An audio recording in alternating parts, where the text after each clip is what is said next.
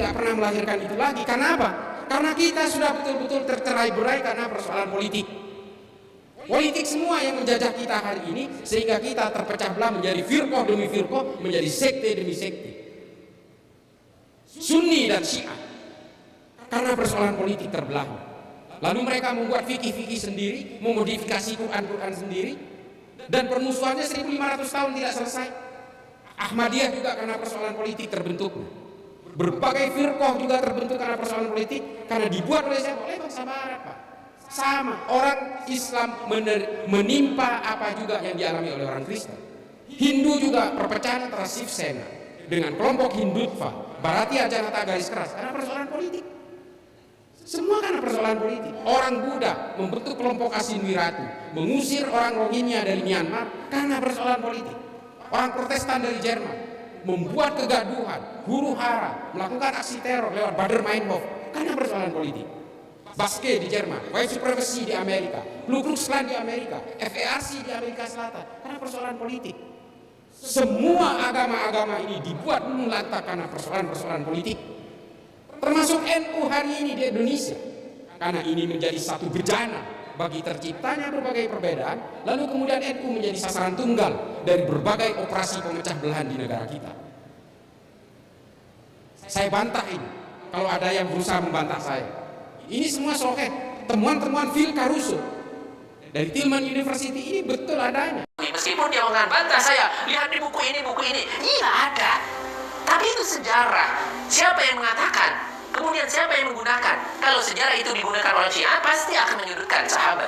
Dan dianggaplah, oh itu perpecahan dari dulu Nabi Muhammad SAW dan sahabatnya itu sudah peperangan sesama muslim. Kemudian ada yang hamil 1100 anak haram. Itu orang Islam yang melakukan.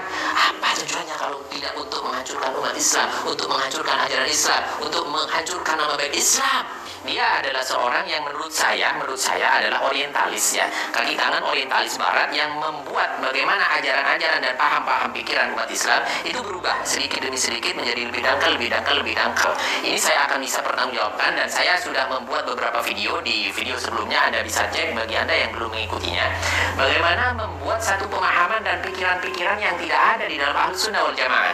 Artinya, apa yang dijadikan patokan oleh si Bahrawi ini adalah sejarah-sejarah yang mana sejarah itu yang penting dia bisa berbicara, di mana dia mempunyai data. Tidak semuanya dengan data itu tidak bisa langsung disampaikan, karena sejarah itu tidak lepas dari al-ikhbar, yang mana ihtimal kepada benar atau salah.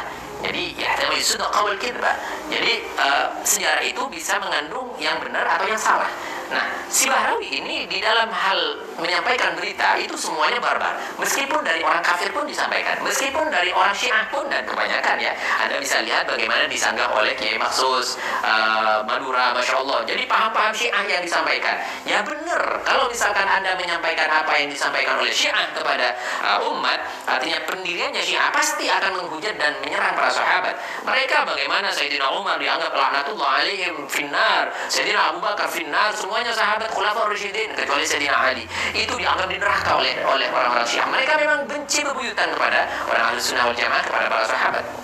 Saya kalau ingat Rianto ini dinerakakan hampir tiap hari, alih-alih ngirimin Fatihah, Pak. Di media sosial ini dirakakan karena dia berhasil membuang bom yang ditaruh oleh teroris yang mengatasnamakan Islam. Lalu Rianto mengambil ini, lalu dia meledak bersama bom yang diselamatkan dari sebuah gereja. Ini loh, dari Banser. Dan dia itu betul-betul dikafirkan di media sosial berkali-kali. Nah ini kayak gini ini. Mereka nggak tahu bahwa juga, ya sering saya ceritakan kalau di YouTube, mereka tidak tahu bahwa ada mukhayyib di dalam Islam, orang Yahudi yang berperang di perang Uhud lalu gugur di medan Uhud. Dia orang Yahudi. Ada beberapa riwayat yang mengatakan dia sudah masuk Islam, tapi saya tetap memegang bahwa dia belum masuk Islam ketika itu. Karena apa? Karena dia ingin menjunjung tinggi piagam Madinah, makanya dia ikut berperang. Dan sebelum berangkat ke medan Uhud, dia mengeluarkan surat wasiat, apabila saya mati di perang Uhud, 5/7 dari harta saya serahkan kepada Nabi, termasuk 3 kebun kurma yang dimiliki. Lalu dia berangkat ke medan perang Uhud, dia gugur di sana. Sahabat sampai bingung, tanya kepada Nabi, ya Rasulullah, ini mau dimakamkan kayak apa? Ini syuhada, tapi bukan orang Islam. Coba, dia terkena panah-panah beracun dari orang kafir. Padahal ini orang Yahudi. Lalu kata Nabi, enggak usah bingung, serahkan saja kepada keluarganya, makamkan sesuai dengan keyakinannya. Urusan dia akan masuk surga atau masuk neraka, biarlah Allah yang akan memutuskan. Ini loh. Ini soal perbedaan. Dia berjuang untuk umat Islam bersama Nabi di Madinah. Karena apa? Dia membela tanah air, Pak. Ini bukan perang agama, ini membela tanah air. Makanya inilah yang menjadi rujukan saya kepada Felix Yao yang mengatakan tidak ada dalilnya dalam Islam dalam membela tanah air. Ini dalilnya. Assalamualaikum warahmatullahi wabarakatuh. Alhamdulillah, salatu wassalamu ala rasulillah, ma ba'd. Kaum muslimin yang dirahmati oleh Allah subhanahu wa ta'ala, Islah Bahrawi yang selama ini selalu mengatakan bahwasanya silakan bantah saya, silakan bantah saya. Yang saya bawakan semuanya adalah sejarah dan data. Akan tetapi benar apa yang disampaikan oleh Ustadz Fahim, bahwasanya benar yang disampaikan oleh Islah Bahrawi berdasarkan data dan sejarah. Akan tetapi sejarah yang disampaikan, data yang dibawakan itu berasal dari mana? Kalau berasal dari orang-orang Syiah, berasal dari orang-orang kafir, berasal dari orang-orang orientalis, maka benar mereka selalu menyudutkan Islam. Di sini ada video Islah Bahrawi yang membandingkan kisah Rianto, yaitu anggota Banser yang meninggal karena ledakan bom ketika menjaga gereja, dibandingkan dengan kisah Mukhairik, seorang Yahudi yang tewas di dalam peperangan ketika membela Rasulullah SAW. Dan siapa Mukhairik ini? Mukhairik ini adalah disebut sebagai Habrun, atau ulamanya Yahudi dari Bani Nadir. Wa kana rajulan ghaniyan. Bahwasanya Mukhairik ini adalah seorang laki-laki yang kaya raya. Katsirul amwali minan nakhl.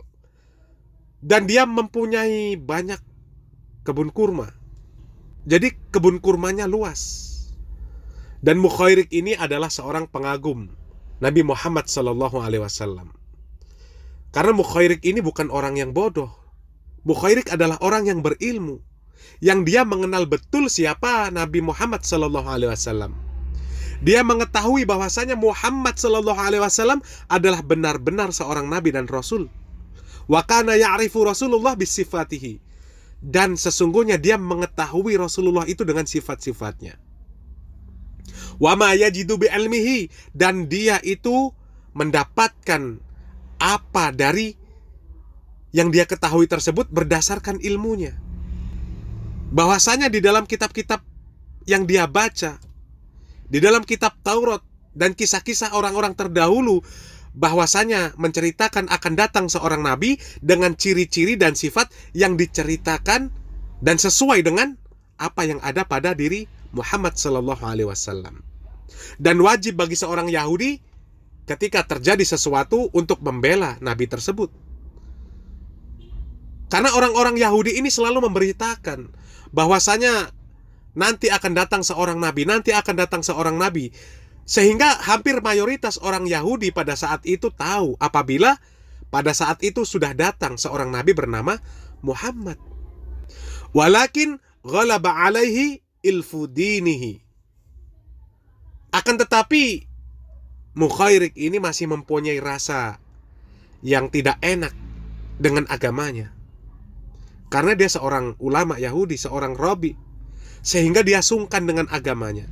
Kemudian Mukhairik ini tidak pernah mengungkapkan isi hatinya tentang keyakinannya bahwa Nabi Muhammad SAW adalah Rasul yang benar, membawa risalah agama yang benar, yang dikabarkan oleh orang-orang terdahulu, yang dikabarkan oleh Taurat dan Injil, sampai kemudian terjadi Perang Uhud.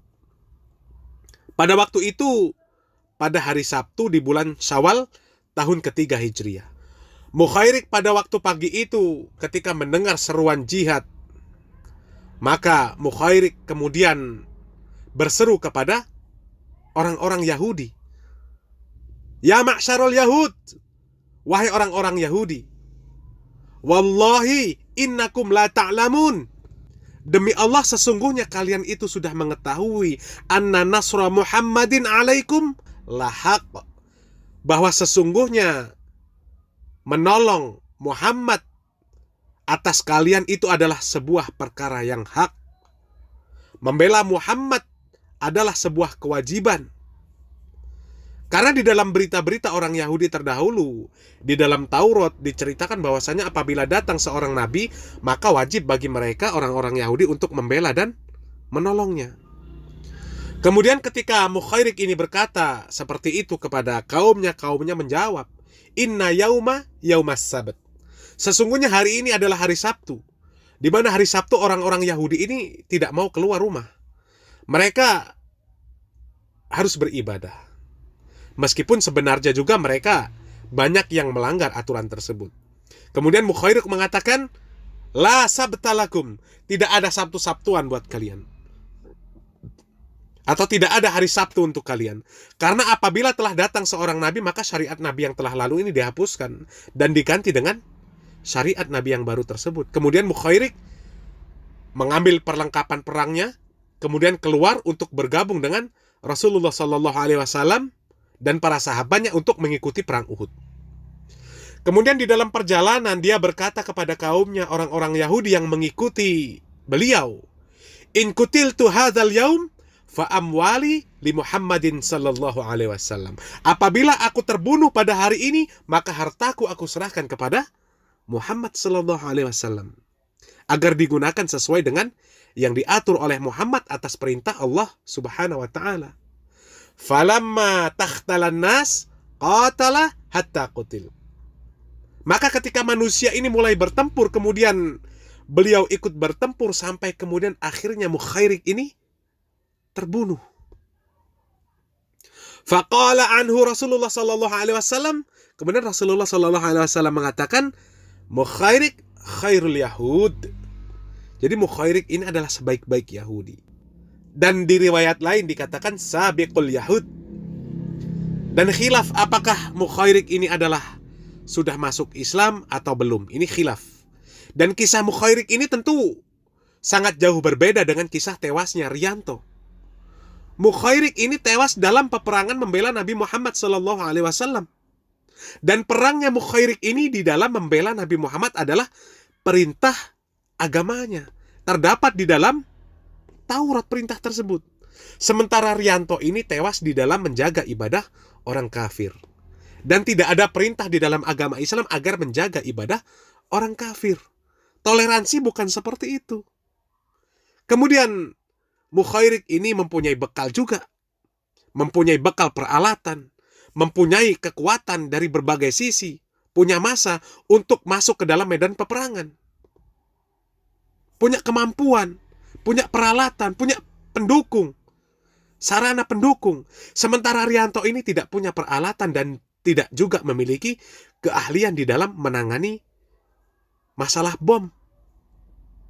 Dan sebenarnya negara pun sudah menyiapkan, ada aparat khusus yang disiagakan untuk menangani permasalahan terorisme. Dan secara spesifik, ada tim khusus yang mempunyai kemampuan dan peralatan untuk menjinakkan bom.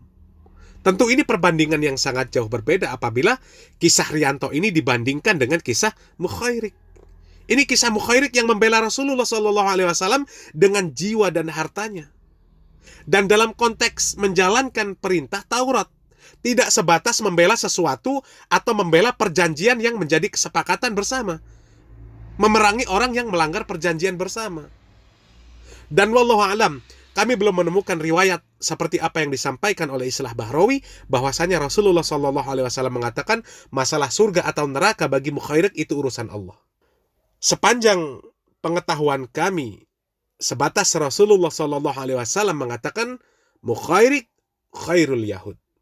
Wallahu a'lam bishawab. Semoga bermanfaat. Barakallahu fikum. Wassalamualaikum warahmatullahi wabarakatuh.